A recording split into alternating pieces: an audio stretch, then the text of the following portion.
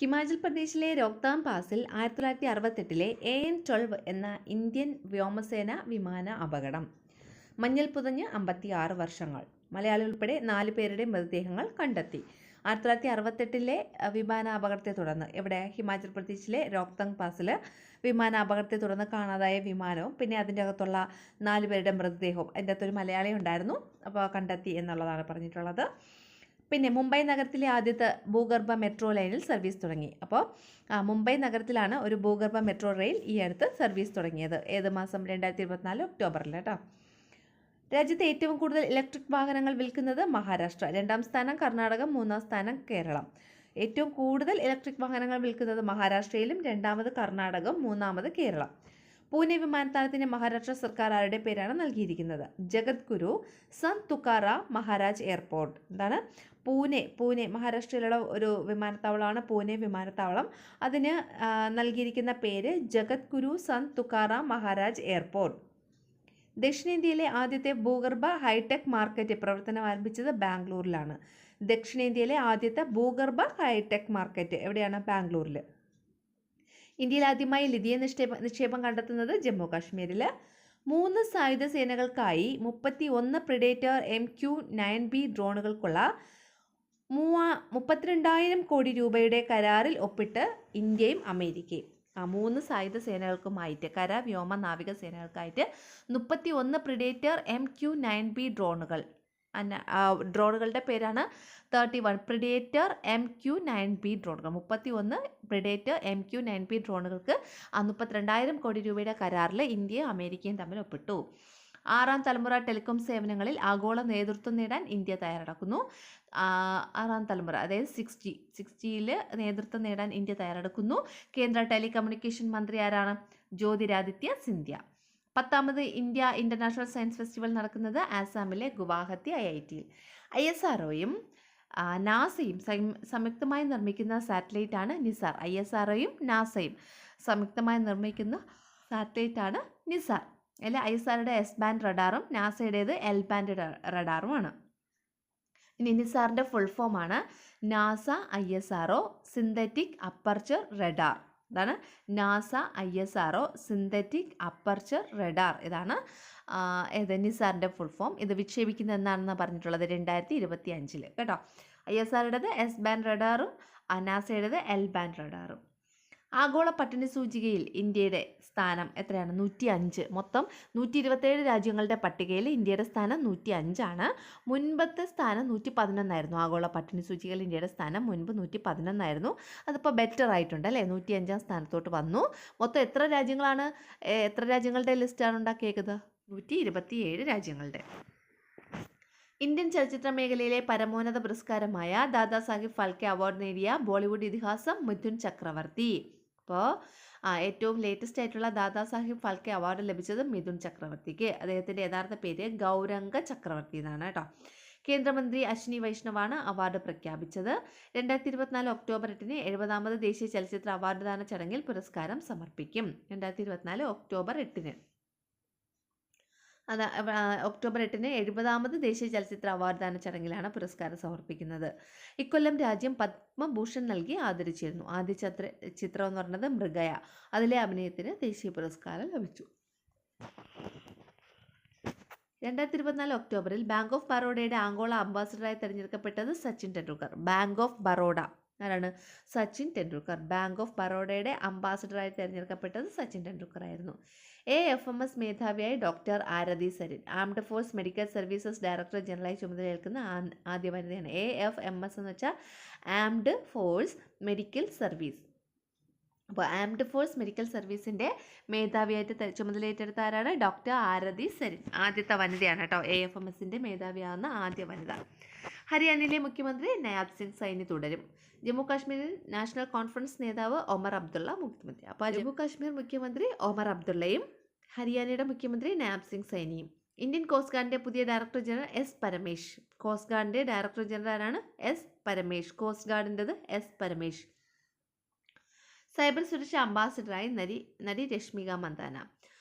Cyber സുരക്ഷയുടെ ambassador ആരാണ്? നടി രശ്മിക മന്ദാനയാണ്.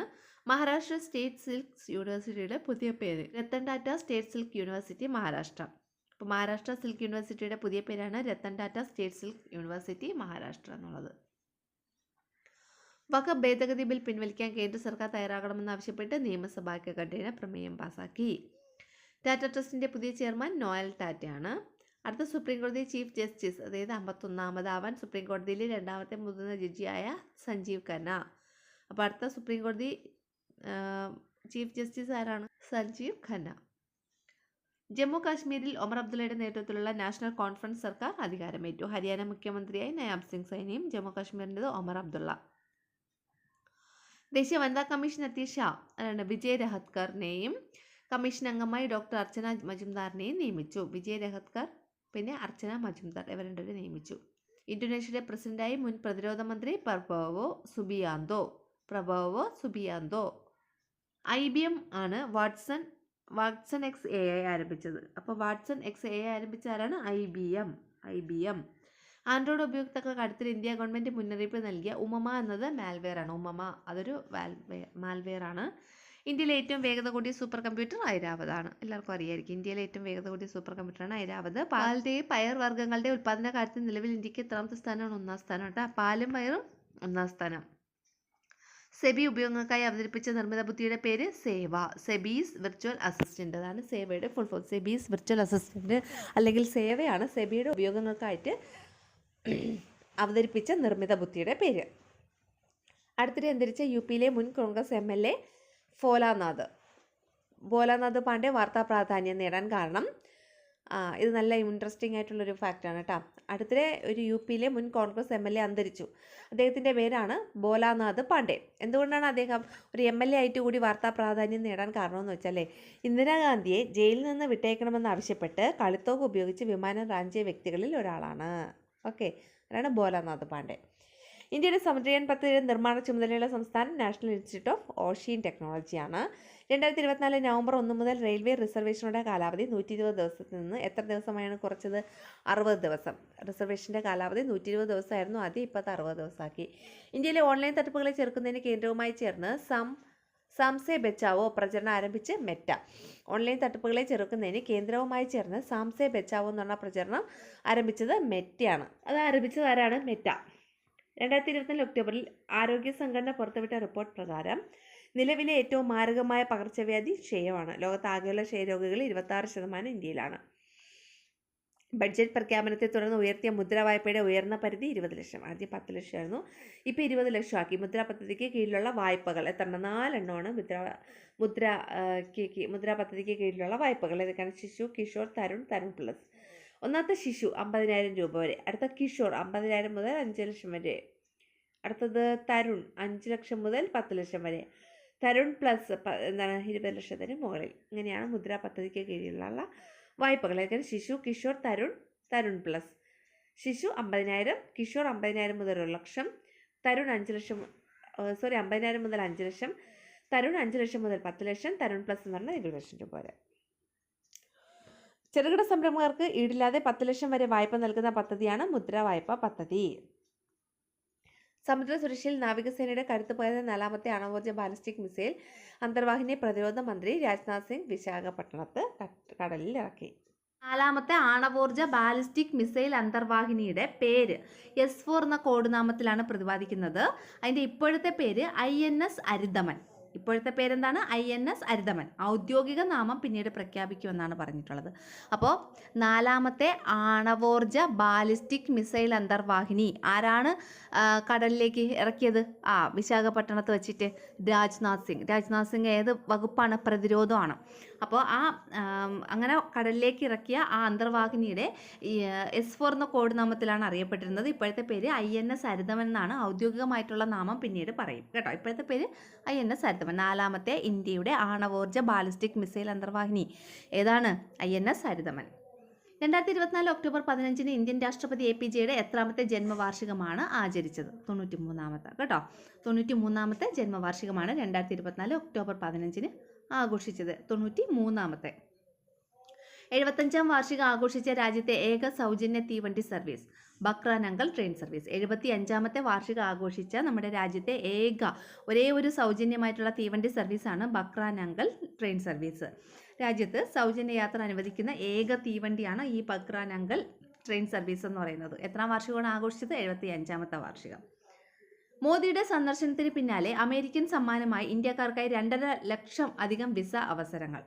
മോദി അമേരിക്ക സന്ദർശിച്ചു. അതിൻ്റെ ഭാഗമായിട്ട് ഇന്ത്യക്കാർക്ക് 2.5 ലക്ഷം അധിക വിസ അവസരങ്ങൾ അമേരിക്ക നൽകി. കേന്ദ്രഭരണ പ്രദേശമായ ലഡാക്കിന് സംസ്ഥാന പദവിയും ആനുകൂല്യങ്ങളും ആവശ്യപ്പെട്ട് ഡൽഹിയിലേക്ക് മാർച്ച് നടത്തിയ സാമൂഹ്യ പ്രവർത്തകൻ സോനം വാങ്ചുക് ഡൽഹി പോലീസിന്റെ കസ്റ്റഡിയിലായി. സോനം വാങ്ചുക് എന്ന് പറയുന്ന വ്യക്തി ഡൽഹി പോലീസിന്റെ കസ്റ്റഡിയിലായി. അദ്ദേഹത്തിന്റെ ആവശ്യം എന്ന് പറയുന്നത് ലഡാക്കിന് സംസ്ഥാന പദവിയും ആനുകൂല്യങ്ങളും ലഭ്യമാകണമെന്നാണ്. ലഡാക്ക് ഇപ്പോൾ കേന്ദ്രഭരണ പ്രദേശമാണ്, യൂണിയൻ ടെറിട്ടറിയാണ് അല്ലേ. അപ്പോൾ അതിന് സംസ്ഥാന പദവി ലഭ്യമാക്കണം എന്ന് പറഞ്ഞുകൊണ്ട് ഈ ലഡാക്കിൽ തന്നെ ഒരുപാട് നിരാഹാരവും സത്യാഗ്രഹവും ഒക്കെ നടത്തിയ വ്യക്തിയാണ് ഈ സോനം വാങ്ചുക്.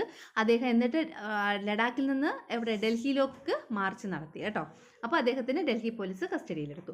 രാഷ്ട്രപിതാവ് മഹാത്മാഗാന്ധിയുടെ 155ാം ജന്മദിനം എന്നായിരുന്നു? ഒക്ടോബർ 2 അല്ലേ. ഇനി ശുക്രഗ്രഹത്തെ ഈ 2024 ഒക്ടോബർ 2 അദ്ദേഹത്തിന്റെ 155ാം ജന്മദിനമാണ് കേട്ടോ. ശുക്രഗ്രഹത്തിലേക്കുള്ള ഇന്ത്യയുടെ ആദ്യ പഠന ദൗത്യം ശുക്രയാൻ എന്നറിയപ്പെടുന്ന വീനസ് ഓർബിറ്റർ മിഷൻ 2028 മാർച്ചിൽ വിക്ഷേപിക്കും. അപ്പോൾ ശുക്രനിലേക്കുള്ള ഇന്ത്യയുടെ ആദ്യ പഠന ദൗത്യമാണ് ശുക്രയാൻ. അത് വീനസ് ഓർബിറ്റ് മിഷൻ. അത് എന്നാണ്? 2028 മാർച്ചിലാണ് വിക്ഷേപിക്കുന്നത് കേട്ടോ. 2028 മാർച്ചിൽ. നിസാർ എന്നാ വിക്ഷേപിക്കുന്നത്? നമ്മൾ നേരത്തെ പറഞ്ഞതാ. നിസാർ എന്നാ വിക്ഷേപിക്കുമെന്ന് പറഞ്ഞേക്കുന്നത്. അത് 2025. മഹാത്മാഗാന്ധിയുടെ എത്രാമത് ജന്മവാർഷിക നമ്മളിപ്പോൾ ആഘോഷിച്ചത്? 2024. 155ാം ജന്മവാർഷികം. അങ്ങനെയാണെങ്കിൽ APJ അബ്ദുൽ കലാമിൻ്റെ എത്രാമത് ജന്മവാർഷികമാണ് 2024 ഒക്ടോബർ 15 നമ്മൾ ആഘോഷിച്ചത്? 93ാം ജന്മദിനം കേട്ടോ. ഇനി ഈ ശുക്രയാൻ്റെ ചെലവ് 1236 കോടി. 1 2 3 6 കോടി. അതായത് 1 2 3 3 2 5 1 6 അപ്പോൾ 1236 കോടി. പിന്നെ അതിൻ്റെ അത് 19 പേലോഡുകളുണ്ട്. എത്ര? 19 പേലോഡുകൾ. ഇനി ഇത്രയും മനസ്സിലായല്ലോ. ശുക്രയാൻ 2028 മാർച്ചിൽ വിക്ഷേപിക്കും. ശുക്രനിലേക്കുള്ള ഇന്ത്യയുടെ ആദ്യ പര്യവേഷണമാണ്.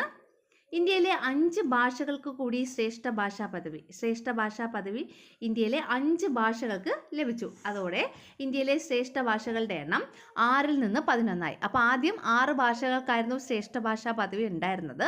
ഇപ്പോൾ 5 ഭാഷകൾ കൂടെ ലഭിച്ചു. അപ്പം ഇവിടെ ഇപ്പോൾ മൊത്തം 6 5 11 ഭാഷകൾക്ക് ശ്രേഷ്ഠ ഭാഷ ആയി. അപ്പോൾ ഈ ലാസ്റ്റ് കിട്ടിയ 5 ഭാഷകൾ ഏതെന്ന് നമുക്ക് നോക്കാം. മറാഠി, പാലി, പ്രാകൃത്, ബംഗാളി, അസമീസ്. ഇതൊക്കെയാണ് മറാഠി, ബംഗാളി, അസമീസ്. പിന്നെ പാലി, പ്രാകൃത്. ഇതൊക്കെയാണ് മറാഠി, ബംഗാളി, അസമീസ്. പിന്നെ പാലി, പ്രാകൃത്. മറാഠി, ബംഗാളി, അസമീസ്, പിന്നെ പാലി, പ്രാകൃത്. ഇങ്ങനെ 5 ഭാഷകൾക്ക്.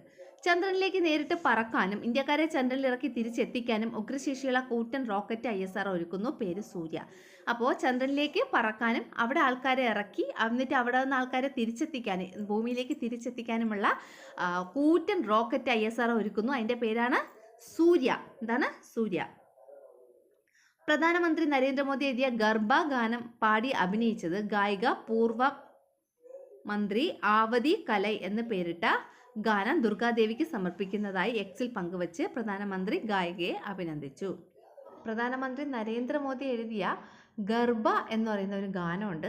അത് പാടി അഭിനയിച്ചതാരാണ്? പൂർവമന്ത്രി. അതൊരു പേരാണ് കേട്ടോ. ആ ഗായികയുടെ പേരാണ് പൂർവമന്ത്രി. അപ്പോൾ പൂർവമന്ത്രി എന്ന പേരിലുള്ള ഒരു ഗായികയാണ് അത് പാടി അഭിനയിച്ചത്. പിന്നെ ആ ഒരു ഗർഭഗാനത്തിന് നൽകിയിരിക്കുന്ന പേര്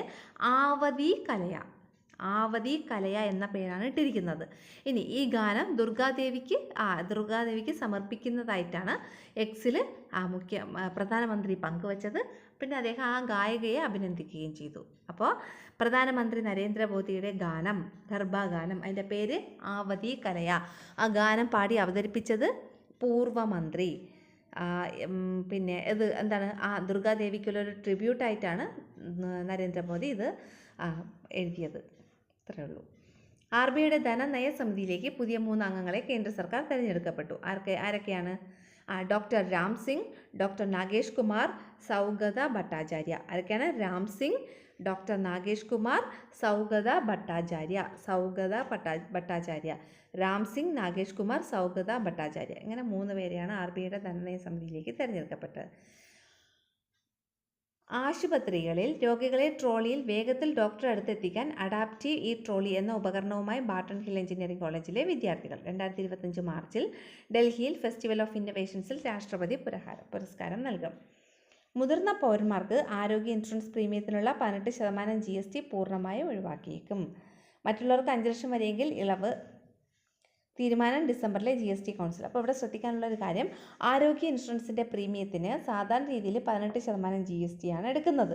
എന്നാൽ മുതിർന്ന പൗരന്മാരാണെങ്കിൽ, അതായത് 60 വയസ്സിന് മുകളിലുള്ള പൗരന്മാരാണെങ്കിൽ അവർക്ക് ഇൻഷുറൻസ് പ്രീമിയത്തിന് ഈ 18% GST എടുക്കത്തില്ല. മറ്റുള്ളവർക്ക് 5 ലക്ഷം വരെയാണെങ്കിൽ ഇളവാണ്. GST അടുത്ത എന്നാണോ മീറ്റിംഗ് ആ സമയത്ത് ഇതൊക്കെ തീരുമാനിക്കും ഇതിനെക്കുറിച്ച്. റിഗോലിത്ത് എന്നറിയപ്പെടുന്ന ചന്ദ്രനിലെ മണ്ണ് ശേഖരിച്ച് ഭൂമിയിലെത്തിക്കാനായി ഇന്ത്യയുടെ ചന്ദ്രയാൻ 4 ദൗത്യം. റിഗോലിത്ത് എന്നറിയപ്പെടുന്ന ചന്ദ്രനിലെ മണ്ണ് ശേഖരിച്ച് ഭൂമിയിലെത്തിക്കാനായിട്ടാണ് ഇന്ത്യയുടെ ചന്ദ്രയാൻ 4 ദൗത്യം യൂസ് ചെയ്യുന്നത്. ഇനി ഇന്ത്യയുടെ സാങ്കേതിക ശേഷിയുടെ ഉരകല്ലെന്ന് പറയുന്നു. പിന്നെ ഇതിൻ്റെ അകത്തുള്ള മോഡ്യൂൾസ് ആണ് കേട്ടോ, 5 മോഡ്യൂൾസ് ആണുള്ളത്. ഇതിൽ ചന്ദ്രയാൻ 4-ൽ ഏതൊക്കെയാണ്? അസെൻഡർ, ഡിസെൻഡർ, അറിയാലോ, 2 ഓപ്പോസിറ്റ്സ് ആണ്, അസെൻഡറും ഡിസെൻഡറും. പിന്നെ റീ എൻട്രി, പിന്നെ ട്രാൻസ്ഫർ, പിന്നെ പ്രൊപ്പൽഷൻ എന്നിങ്ങനെ 5 മോഡ്യൂളുകൾ ഉൾപ്പെടുന്നതാണ് ദൗത്യപേടക പദ്ധതി 2027. അപ്പോൾ 2027 ഇന്ത്യയുടെ ചന്ദ്രയാൻ 4 പദ്ധതി. അതിൻ്റെ അകത്ത് 5 മോഡ്യൂൾസ് ആണുള്ളത്. അസെൻഡർ, ഡിസെൻഡർ, റീ എൻട്രി, ട്രാൻസ്ഫർ, പ്രൊപ്പൽഷൻ എന്നിങ്ങനെ 5 മോഡ്യൂൾസ് ആണുള്ളത്.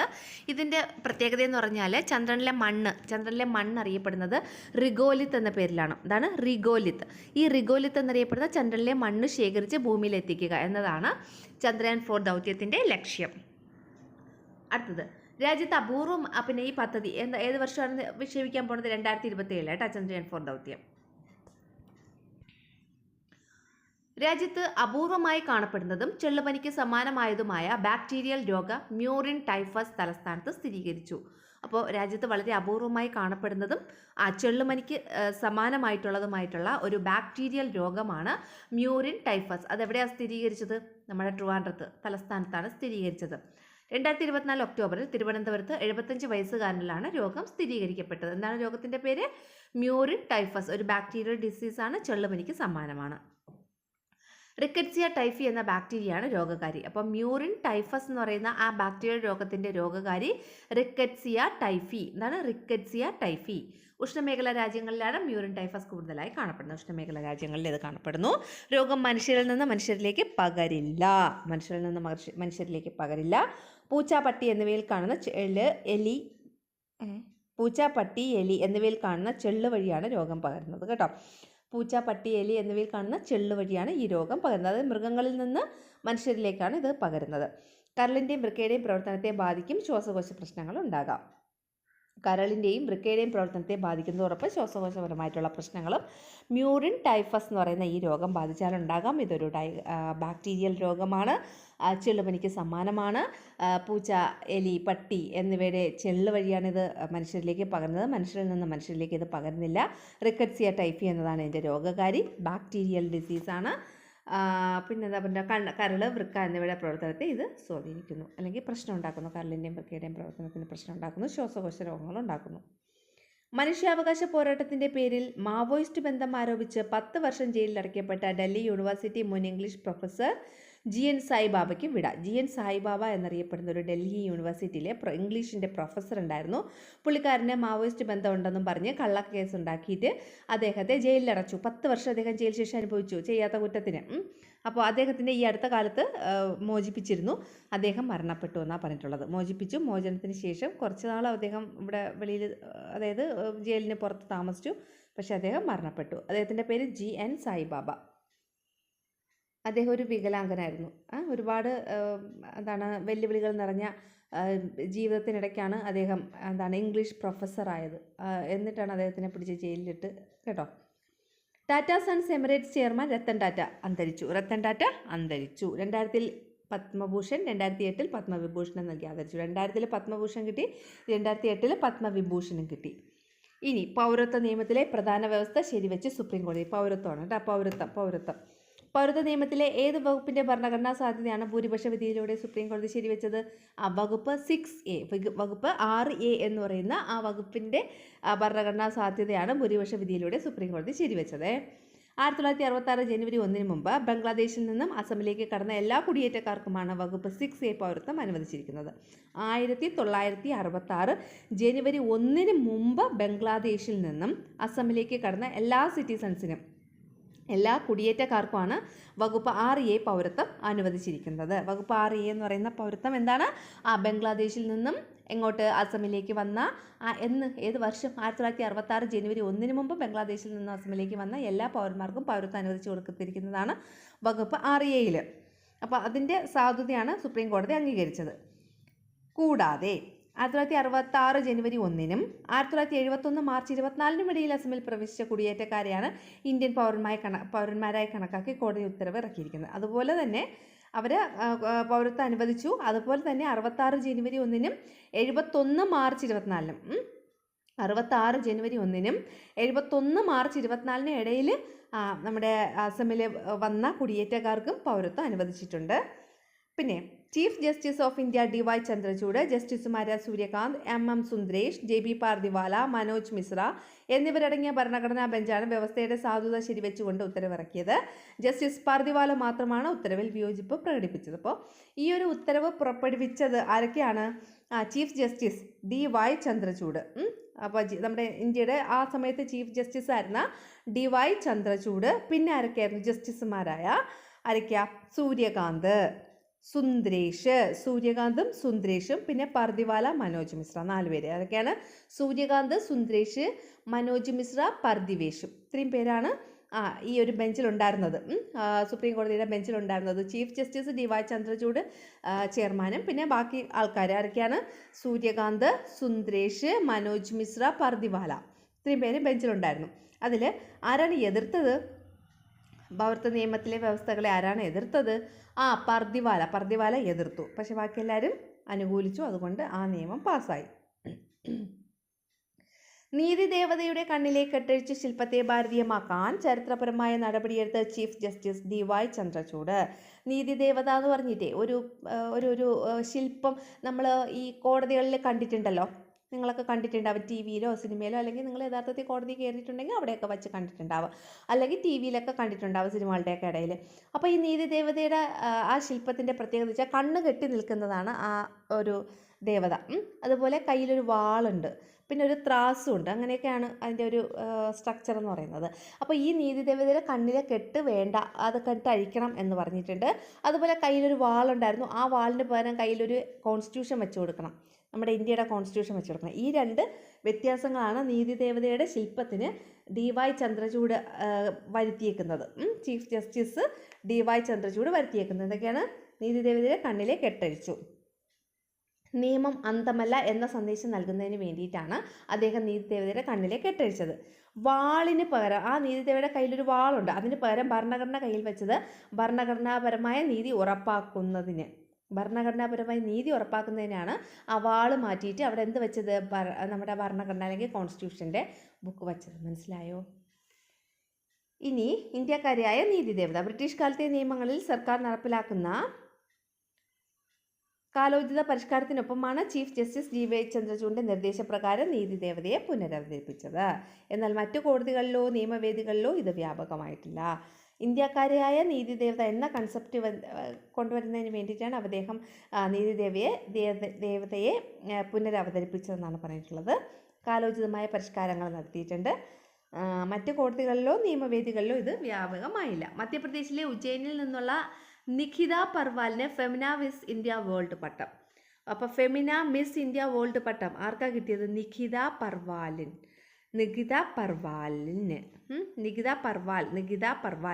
ഫെമിന മിസ് ഇന്ത്യ വേൾഡ് പട്ടം. നിഖിത പർവാലിന് ഫെമിന മിസ് ഇന്ത്യ വേൾഡ് പട്ടം. ഇനി ഡാന ചുഴലിക്കാറ്റിന് ഡാന എന്ന പേരിട്ടത് ഖത്തർ. ഉദാരത എന്നർത്ഥം വരുന്ന അറബി വാക്ക്. അറബ് സംസ്കാരത്തിൽ പ്രാധാന്യമുള്ള പേര്. ഏറ്റവും വലുപ്പവും മൂല്യവും മനോഹരവുമായ മുത്തിനെ സൂചിപ്പിക്കുന്നു. 2024 ഒക്ടോബറിൽ ബംഗാൾ ഉൾക്കടലിൽ രൂപം കൊണ്ട ചുഴലിക്കാറ്റാണ്. 2024 ഒക്ടോബറിൽ ബംഗാൾ ഉൾക്കടലിൽ രൂപം കൊണ്ട ചുഴലിക്കാറ്റാണ് എന്ന് പറയുന്നത് ഡാന ചുഴലിക്കാറ്റെന്ന് പറയുന്നത്. ഒഡീഷയിലും ബംഗാളിലും കനത്ത ജാഗ്രതയുണ്ട്. ഒഡീഷ തീരദേശ മേഖലയിൽ നിന്ന് 10 ലക്ഷത്തോളം ആളുകളെ മാറ്റി പാർപ്പിച്ചു. മണിക്കൂറിൽ 100 മുതൽ 120 കിലോമീറ്റർ വരെ കാറ്റിന് വേഗതയുണ്ടാവും. ധന എന്ന് പേരിട്ടിരിക്കുന്ന ചുഴലിക്കാറ്റ് ബംഗാൾ തീരത്തേക്ക് നീങ്ങുമെന്നാണ് അറിയിച്ചിരിക്കുന്നത്. ആൻഡമാൻ കടലിന് മുകളിൽ രൂപപ്പെടുന്ന ന്യൂനമർദ്ദം പിന്നീട് തീവ്ര ന്യൂനമർദ്ദമായി മാറും. ഇത്രയാണ് ദാന എന്ന് പറഞ്ഞാൽ ആ ചുഴലിക്കാറ്റിനെ കുറിച്ച് പറഞ്ഞേക്കുന്നത്. ഇത് ഏതൊക്കെ സംസ്ഥാനങ്ങളെയാണ് അഫക്റ്റ് ചെയ്തത്? ഒഡീഷയ്ക്കും ബംഗാളിനും. ഒഡീഷ തീരത്തും ബംഗാളിൻ്റെ തീരത്തുമാണ് ഇത് അഫക്റ്റ് ചെയ്യുന്നത് ദാന എന്ന് പറഞ്ഞ ചുഴലിക്കാറ്റ്. ഹിമാലയത്തിൽ പുതിയ പാമ്പുകളെ കണ്ടെത്തി. ഹോളിവുഡ് നടൻ ലിയനാർഡോ പ്രിയോയുടെ പേര് നൽകി ഗവേഷകർ. ഹിമാലയത്തിൽ പുതിയ പാമ്പിനെ കണ്ടെത്തി. അപ്പോൾ ആ പാമ്പിന് ഹോളിവുഡ് നടനായ ലിയനാർഡോ പ്രിയോയുടെ പേര് നൽകി. ക്ഷയരോഗം നേരത്തെ അറിയാൻ കുഞ്ഞൻ എക്സ്റേ സംവിധാനവുമായി കാൺപൂർ IITയും ഇന്ത്യൻ കൗൺസിൽ ഫോർ മെഡിക്കൽ റിസർച്ചും. നമുക്ക് ക്ഷയരോഗം നേരത്തെ അറിയാൻ വേണ്ടിയിട്ട് കുഞ്ഞൻ എക്സ്റേ സംവിധാനവുമായി ഏതൊക്കെയാണ്? കാൺപൂർ IITയും ഇന്ത്യൻ കൗൺസിൽ ഫോർ മെഡിക്കൽ റിസർച്ചും. ലോകത്തെ ഏറ്റവും കൂടുതൽ ക്ഷയരോഗികളുള്ള രാജ്യം നമ്മുടെ ഇന്ത്യയാണ് കേട്ടോ. കുട്ടികളുടെ മൗലികാവകാശങ്ങൾ ലംഘിക്കുന്ന ബാലവിവാഹ നിശ്ചയം നിരോധിക്കണമെന്ന് സുപ്രീം കോടതി. ബാലവിവാഹ നിശ്ചയം നിരോധിക്കണം എന്ന് അഭിപ്രായപ്പെട്ടത് സുപ്രീം കോടതി. മുസ്ലിം പുരുഷന്മാർക്ക് ഒന്നിലേറെ വിവാഹങ്ങൾ രജിസ്റ്റർ ചെയ്യാം എന്ന് വിധി പ്രസ്താവിച്ച ഹൈക്കോടതി. കൊള്ളാലോ, ബോംബെ ഹൈക്കോടതി. മുസ്ലിം പുരുഷന്മാർക്ക് ഒന്നിലധികം സ്ത്രീകളെ വിവാഹം ചെയ്യാം എന്നുള്ള ഒരു വിധി പ്രഖ്യാപിച്ച ഹൈക്കോടതിയാണ് ബോംബെ ഹൈക്കോടതി. ഇന്ത്യയിലെ 5G ഇൻ്റർനെറ്റ് വേഗം കുത്തനെ കുറഞ്ഞെന്ന റിപ്പോർട്ട്. 5G വേഗ പട്ടികയിൽ ഇന്ത്യ 26ാം സ്ഥാനത്ത്. ഇന്ത്യയിലെ 5Gയുടെ വേഗത കുറഞ്ഞു. അത് ഇന്ത്യ 26ാം സ്ഥാനത്താണ്. വേഗതയിൽ 1ാം സ്ഥാനത്ത് UAE ആണ് 1ാം സ്ഥാനത്ത്, യുണൈറ്റഡ് അറബ് എമിറേറ്റ്സ്. സെക്കൻഡിൽ 413.14 UAEയിലെ ശരാശരി ഡൗൺലോഡ് വേഗം പറഞ്ഞിട്ടുണ്ട്. അപ്പോൾ ലോകത്തെ ഏറ്റവും കൂടുതൽ 5G വേഗത ഏതാണ്, ഇൻ്റർനെറ്റ് സ്പീഡ് ഉള്ളത് ഏത് രാജ്യത്തിലാണ്? UAEക്ക്. ഇന്ത്യക്ക് എത്രാം സ്ഥാനം? 26ാം സ്ഥാനം. ഡ്രോൺ ഉപയോഗിച്ച് കത്തുകളും പാഴ്സലുകളും കൊണ്ടുപോകുന്ന സംവിധാനത്തിൻ്റെ പരീക്ഷണം കേന്ദ്ര തപാൽ വകുപ്പ് ആരംഭിച്ചു. ഡ്രോൺ ഉപയോഗിച്ച് കത്തും പാഴ്സലും ഒക്കെ കൊണ്ടുപോകുന്ന സംവിധാനം ആരാണ്? കേന്ദ്ര തപാൽ വകുപ്പാണ് ആരംഭിച്ചത്. ആദ്യ പരീക്ഷണം അരുണാചൽ പ്രദേശിലാണ് കേട്ടോ. ആദ്യ പരീക്ഷണം നടത്തിയത് അരുണാചൽ പ്രദേശിൽ. സർക്കാർ ആശുപത്രിയിൽ ക്ലിനിക് ഓൺ ക്ലൗഡ് എന്നറിയപ്പെടുന്ന ഹെൽത്ത് ATM നിലവിൽ വരുന്ന സംസ്ഥാനമായി മഹാരാഷ്ട്ര. ക്ലിനിക് ഓൺ ക്ലൗഡ് എന്ന് പറയുന്ന ഒരു സംവിധാനം കൊണ്ടുവന്നത് എവിടെയാണ്? അതൊരു സംവിധാനം ഹെൽത്ത് ATM ആണ്. ക്ലിനിക് ഓൺ ക്ലൗഡ് എന്ന് പറയുന്ന ഹെൽത്ത് ATM കൊണ്ടുവന്നത് മഹാരാഷ്ട്രയിലാണ്. മുതിർന്ന പൗരന്മാരുടെ ആരോഗ്യ പരിരക്ഷ ലക്ഷ്യമിട്ടുള്ള ആയുഷ് ഭാരത് പ്രധാനമന്ത്രി ജൻ ആരോഗ്യ യോജനയുടെ ഭാഗമായി 2024 ഒക്ടോബറിൽ പുറത്തിറക്കിയ കാർഡ് വയാ വന്ദന. 2024 ഒക്ടോബറിൽ ജൻ ആരോഗ്യ യോജനയുടെ ഭാഗമായി പുറത്തിറക്കിയ കാർഡാണ് വയാ വന്ദന. മുതിർന്ന പൗരന്മാർക്ക് വേണ്ടിയിട്ടുള്ള കാർഡാണ് വയാ വന്ദന. ഡൽഹിയിൽ വായുമലിനീകരണം രൂക്ഷമാകുന്നതിനിടെ പ്രധാന കാരണങ്ങളിൽ ഒന്നായ പാടം കത്തിക്കൽ അവസാനിപ്പിക്കുന്നതിൽ കേന്ദ്രവും ഹരിയാന, പഞ്ചാബ് സർക്കാരുകൾ നിഷ്ക്രിയമാണെന്ന് സുപ്രീം കോടതി വീക്ഷണം. ഈ പാടം കത്തിക്കുന്നത് അവസാനിപ്പിക്കാൻ ആരൊക്കെയാണ് അവസാനിപ്പിക്കേണ്ടത്? ഹരിയാനയിലും പഞ്ചാബിലൊക്കെയാണ് സാധാരണയായിട്ട് ഇങ്ങനെ ഈ പാടം കത്തിക്കുന്നത്. അതുകൊണ്ടാണ് അവിടെയൊക്കെ ഭയങ്കരമായിട്ട് ഡൽഹിയിൽ അങ്ങനെ ഭയങ്കരമായിട്ട് വായുമലിനീകരണം ഉണ്ടാകുന്നത്. അപ്പോൾ അത് എന്ത് ചെയ്യണം? ഈ പാടം കത്തിക്കണ പരിപാടി മതിയാക്കണം എന്ന് പറഞ്ഞു. അപ്പോൾ ആ ഒരു കാര്യത്തിൽ കേന്ദ്രവും പിന്നെ ഈ പറയുന്ന സംസ്ഥാന സർക്കാർ, ഹരിയാനയിലെയും പഞ്ചാബിലെയും സംസ്ഥാന സർക്കാരും ഒക്കെ നിഷ്ക്രിയമാണെന്നാണ് സുപ്രീം കോടതി വിലയിരുത്തിയിരിക്കുന്നത്. ഇന്ത്യയിലെ ശാസ്ത്രജ്ഞന്മാരെ ആദരിക്കുന്നതിനായി നടപ്പിലാക്കിയ പുരസ്കാരമാണ് രാഷ്ട്രീയ വിജ്ഞാന പുരസ്കാരം. ഇന്ത്യയിലെ ശാസ്ത്രജ്ഞന്മാരെ ആദരിക്കുന്നതിന് ഇറക്കിയ ഒരു സംവിധാനമാണ് രാഷ്ട്രീയ വിജ്ഞാന പുരസ്കാരം. 2024 മുതലാണ് രാഷ്ട്രീയ വിജ്ഞാന പുരസ്കാരം നൽകി തുടങ്ങിയത്. 2024 മുതലാണ്, ഈ വർഷം മുതലാണ് നൽകി തുടങ്ങിയത്. ദേശീയ ശാസ്ത്ര ദിനമായി ആചരിക്കുന്ന ഫെബ്രുവരി 28-നാണ് നാമനിർദ്ദേശ പത്രിക സമർപ്പിക്കാനുള്ള അവസാന തീയതി. ദേശീയ ശാസ്ത്ര ദിനം നമ്മൾ ആചരിക്കുന്നത് എന്നാണ്? ഫെബ്രുവരി 28. അപ്പോൾ അന്ന് മുതലാണ് ഈ പറയുന്ന നാമനിർദ്ദേശ പത്രിക സമർപ്പിക്കാനുള്ളത്. ആർക്കൊക്കെ അപ്ലൈ ആണ്ടോ അവരൊക്കെ അപ്ലൈ ചെയ്യണത്. ഈ ഒരു അവാർഡിന് വേണ്ടിയിട്ട് അപ്ലൈ ചെയ്യുന്നത് 2024 ഫെബ്രുവരി 28. ചന്ദ്രയാൻ 3 ദൗത്യം ചന്ദ്രനിൽ സോഫ്റ്റ് ലാൻഡിംഗ് നടത്തിയതിൻ്റെ സ്മരണയ്ക്കായി ദേശീയ ബഹിരാകാശ ദിനമായ ഓഗസ്റ്റ് 23-നാണ് അവാർഡുകൾ നൽകുന്നത്. അപ്പോൾ അവാർഡ് നൽകുന്നത് ഓഗസ്റ്റ് 23-ന്. ചന്ദ്രയാൻ 3 ചന്ദ്രനിൽ സോഫ്റ്റ് ലാൻഡിംഗ് നടത്തിയില്ലേ, അപ്പോൾ അതിൻ്റെ സ്മരണാർത്ഥമാണ് ഈ ഓഗസ്റ്റ് 23-ന് ഈ രാഷ്ട്രീയ വിജ്ഞാൻ പുരസ്കാരം നൽകുന്നത്. 2024 രാഷ്ട്രീയ വിജ്ഞാൻ അവാർഡ് ലഭിച്ചത് പ്രൊഫസർ കോവിന്ദരാജൻ പത്മനാഭൻ. പ്രൊഫസർ കോവിന്ദരാജൻ പത്മനാഭൻ.